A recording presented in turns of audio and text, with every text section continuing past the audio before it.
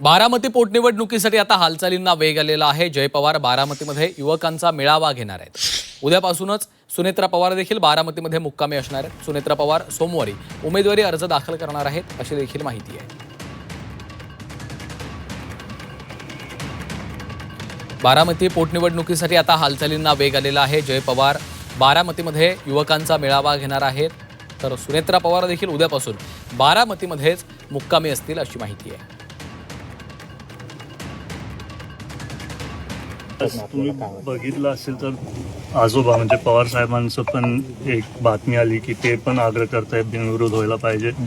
मला वाटतं की बारामतीकरांना सगळ्यांनाच वाटतं की ही निवडणूक बिनविरोध व्हायला पाहिजे, कारण दादांचे अनेक वर्षांपासून काम प्रेम सगळ्यांना समोर दिसतंय. आणि कसं हे एकदम दुःखातली गोष्ट आहे की ही निवडणूक आज आपल्या समोर आली आहे. त्याच्यामुळे मला वाटतंय की सगळेच बारामतीकर दादांचं कुटुंब असून त्यांच्या पण मनात भावना आहेत की ही निवडणूक बिनविरोध व्हायला पाहिजे.